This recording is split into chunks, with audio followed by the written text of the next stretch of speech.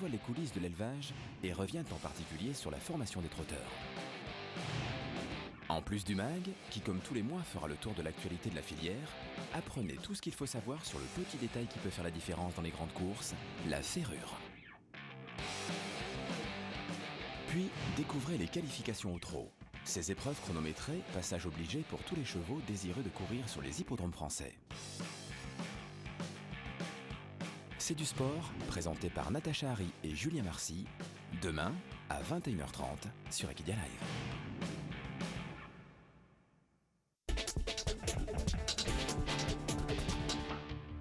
Voilà, Franck Ouvry est resté sur notre plateau et on va donc bavarder un petit peu avec lui sur la saison 2013. Franck Ouvry, c'est l'un des professionnels qui a été le plus remarqué au cours de la précédente saison.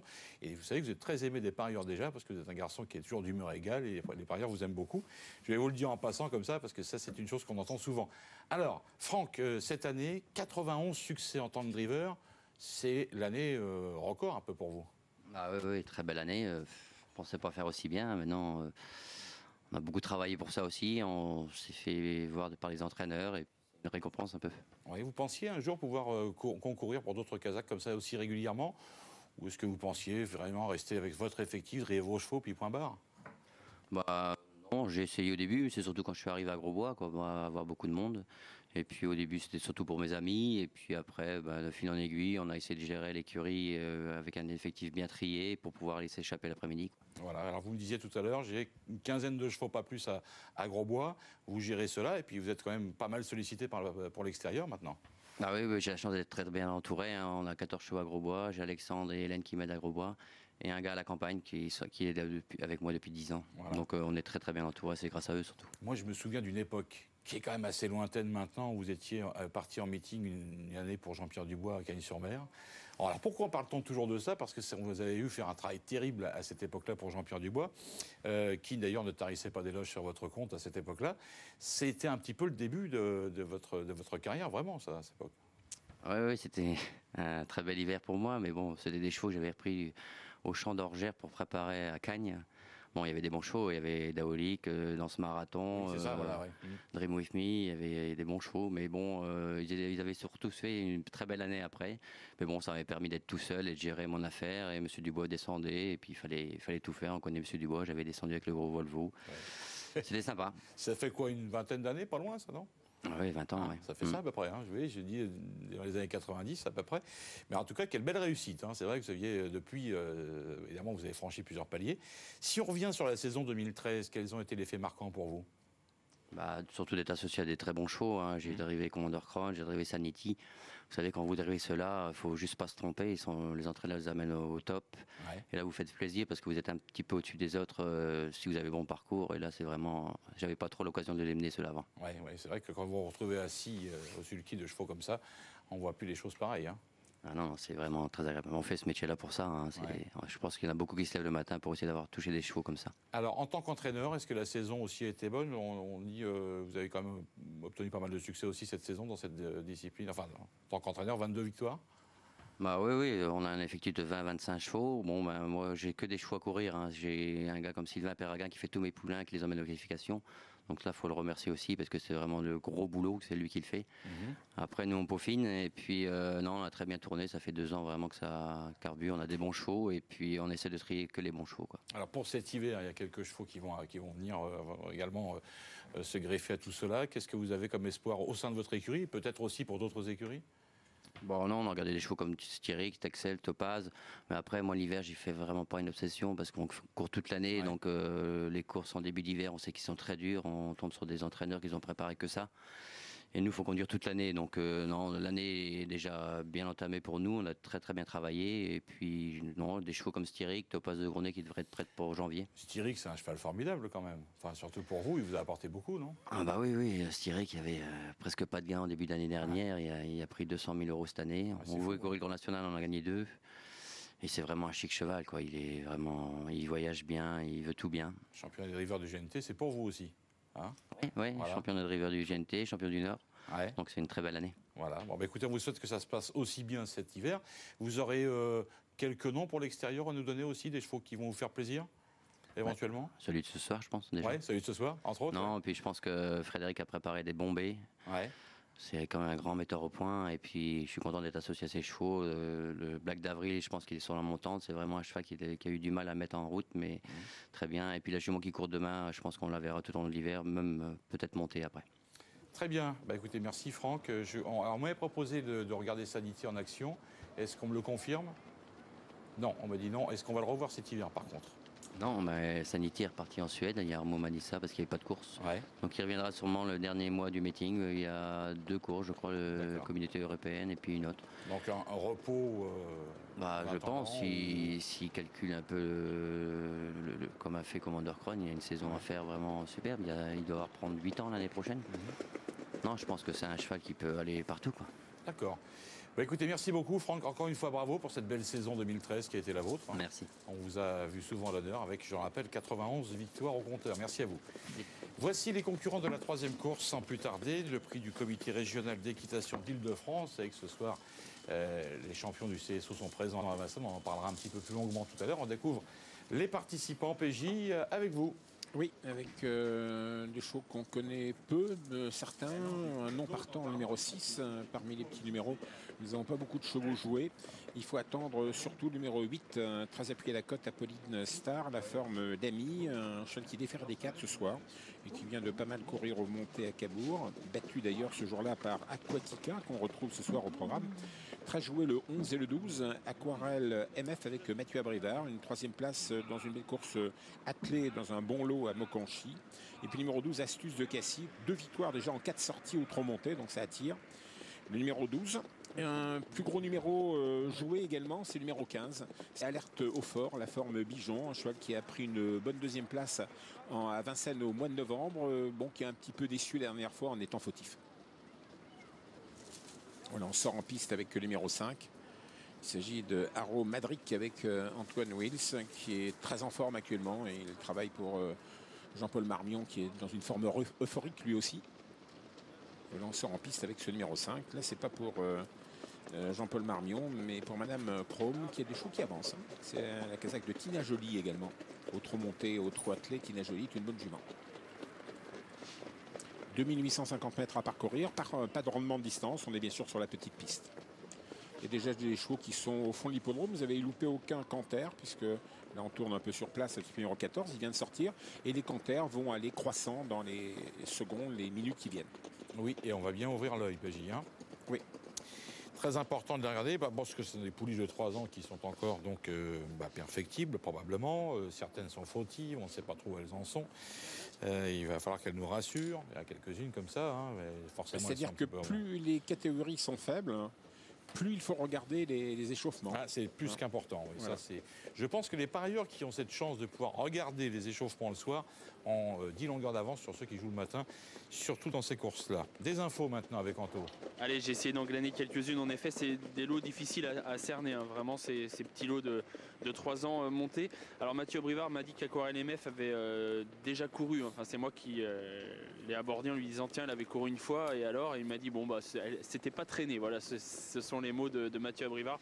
C'était tôt dans sa carrière. Je crois que c'était sa 2e ou 3e course. Donc, en fait, Mathieu m'a dit voilà, elle a complètement changé depuis. C'est comme si elle débutait à monter aujourd'hui. Il faut vraiment oublier sa seule perf montée. Il m'a dit que si elle répétait sa valeur de la dernière fois à l'attelé, c'était une bonne chance. Donc voilà, je l'ai senti assez positif, ça allait par rapport à d'autres en tout cas. J'ai également discuté un peu avec l'entourage de Altea du Canisi, le numéro 10, qui débute montée aujourd'hui. On l'a essayé à l'entraînement, ça allait. Le 8 était correct.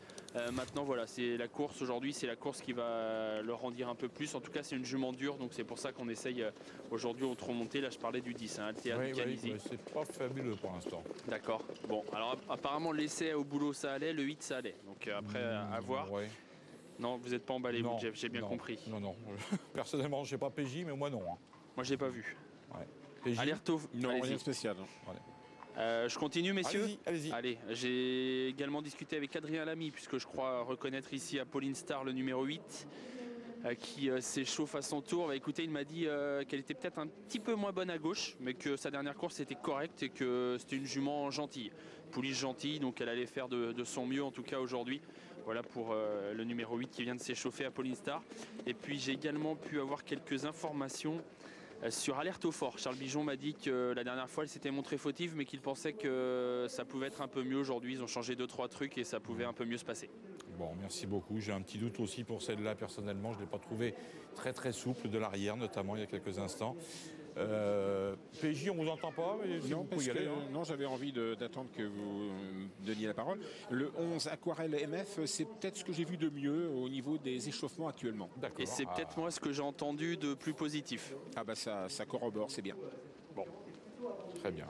Il y a Amélie MT, Anthony Barrier, numéro 14, dont la cote est proposée à 27 contre 1 dans cette course, qui reste sur une performance honorable, allez, on va dire ça. Il y avait Alerte au fort qui l'a devancé à Vincennes le 19 novembre, et précédemment, on avait des parcours très propres, dont un, surtout sur les problèmes d'Anguin à la fin du mois d'octobre, qui lui laisse ici, évidemment, toute la latitude de confirmer.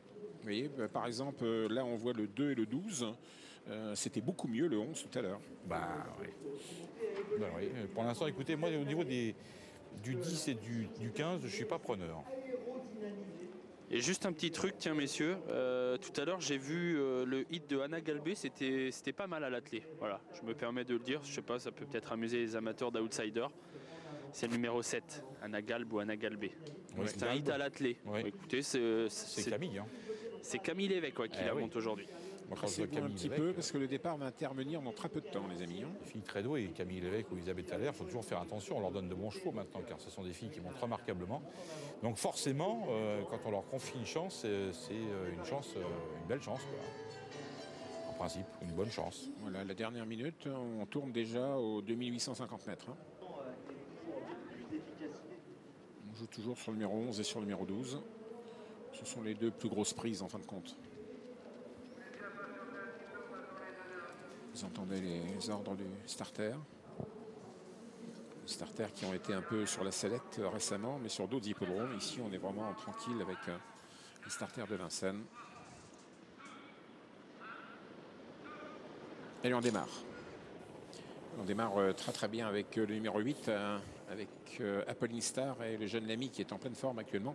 Le numéro 13, Aquatica, est en deuxième position. Le 15, Alerte au fort avec Bijon est bien placé en troisième position. À l'extérieur, c'est le numéro 5, Aromadric, qui se rapproche vite. On a perdu toute chance avec le numéro 14, Amélie DMT, qui est au grand galop.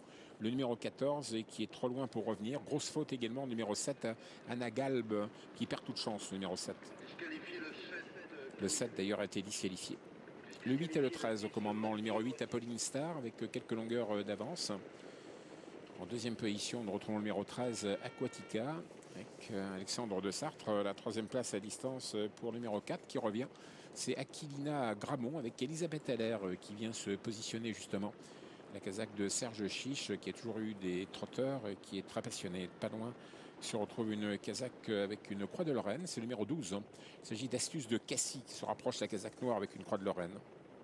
À quelques longueurs encore, on voit Charles-Julien Bijon assez bien placé avec le numéro 15, Alerte au fort, aux côtés du numéro 5, Aromadric. On va revenir passer devant les tribunes. On a disqualifié le 10, le 7 et le 14. Et nous retrouvons en tête la casaque verte du numéro 8, Apolline Star, la plus rapide. En deuxième position, le numéro 13, long d'accord. Donc continue la progression du numéro 12, Astuce de Cassis, Franck Livard, qui est désormais deuxième pour un autre Franck Leblanc. Dans leur sillage, toujours le numéro 5, Aromadric, qui est bien placé également. Et on va revenir passer devant les tribunes désormais. Nous sommes à 1300 mètres du but. Et nous retrouvons Apollina toujours en tête, le numéro 8, Apolline Star. En deuxième position à l'extérieur, le numéro 12, il s'agit d'Astuce de Cassis, calé à la corde, le numéro 13, Aquatica. Pas loin se retrouve l'As, Ami de Corneville, qui vient de doubler. Le numéro 4, Aquilina Gramont, plutôt calé en dedans. N'oublions pas le numéro 11, Aquarelle MF, Mathieu Abrivard, qui attend 5-6e position. C'est l'une des favorites de cette épreuve et Mathieu effectue une belle course d'attente. Dernier kilomètre dans peu de temps avec le 8, le 13 toujours aux avant-postes en compagnie du numéro 12. Le 4 calé en dedans, l'As et fort du numéro 11, Aquarelle MF, qui progresse constamment.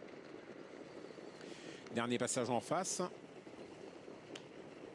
900 mètres à parcourir bientôt avec Apolline Star, le numéro 8, le 12 en deuxième position, l'As qui progresse, le 11 qui est maintenant tout près. Il s'agit de Aquarelle MF, Mathieu Abrivard qui vient maintenant lutter pour la première place. Le 4, Aquilina de Gramont, long d'accord, restant bien placé. Regardez l'attaque de Mathieu Abrivard à l'extérieur qui vient d'un seul coup et qui met dans le rouge tout de suite plusieurs adversaires. Bel effort d'Aquarelle MF, numéro 11, l'entraînement de Mathieu qui prend la direction d'épreuve dans le dernier tournant.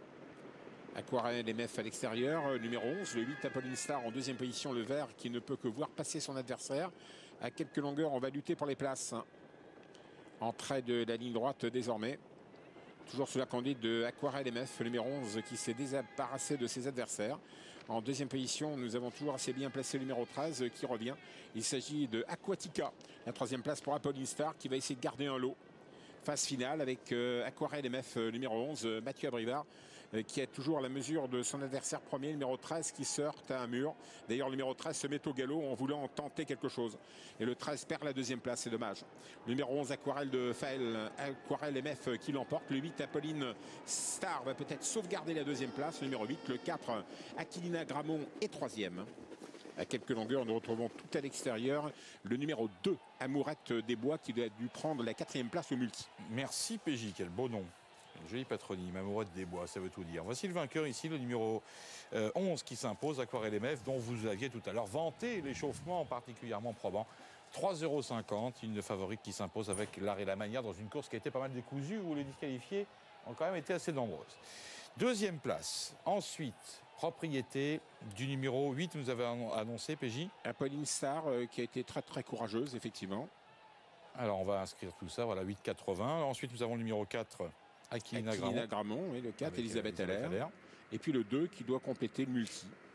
Amourette des Bois. Bon, qui amène 93 contre 1 quand même. Oui, 11, 8, 4, 2. Hein. En principe, c'est ce qu'on devrait vous annoncer. Voilà, il y avait 92 contre 1 pour Amourette des Bois qui vient de grossir. Une amourette. Voilà. Ah oui, c'est vrai, ça.